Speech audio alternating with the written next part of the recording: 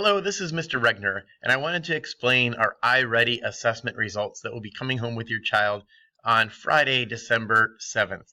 So our iReady test is something that we take 3 times throughout the year, at the beginning of the year, the middle of the year, and again at the end of the year. And it's a way for us to gauge where each student is. It's just a diagnostic test over math, and we also take one in reading. So the math test we took for the middle of the year this past Monday and Tuesday here in school.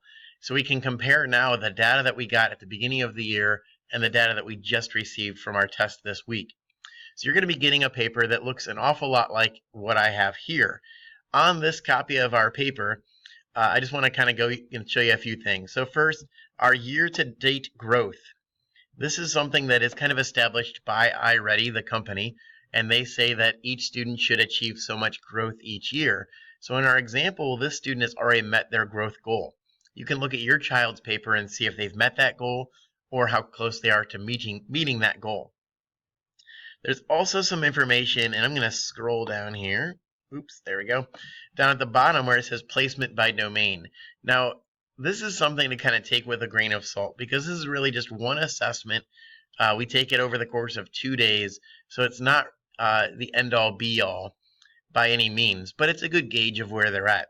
So it rates them based on the important things that we talk about in math: number and operation, algebra and algebraic thinking, measurement, data, and geometry. And so you can see their grade level, where they were at the beginning of the year, where they are now, and any growth that has occurred or regression that has occurred between just those areas.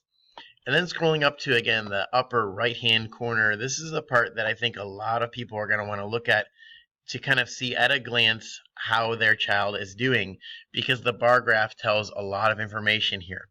So the bar graph that we see on the left side is our first assessment that we took back in August. The bar graph that we see on the right side is our most current assessment that we took here just this week.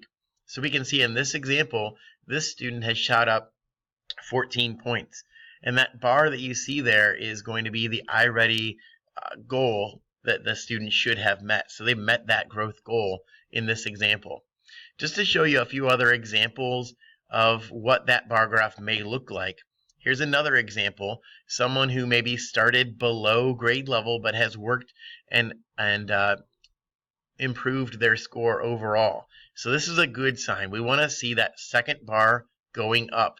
Okay, here's another example. This example is one where they were higher in the beginning of the year and have now lowered down. Now, this might cause some people to be a little concerned, and it is concerning, but it's not overly concerning. Again, it's just one test, 1 day, or really 2 days out of the year, but it's something that we should, of course, be aware of. Here's another example. Someone who has just shot up. Their second test here in December is 25 points higher than their original test. That's a good thing. That's what we want to see. Here's another example, and in this one, I have to scroll down just a little bit. You can see there's actually quite a regression between the first test and the second test. This is what we want to avoid. We don't like seeing this much regression.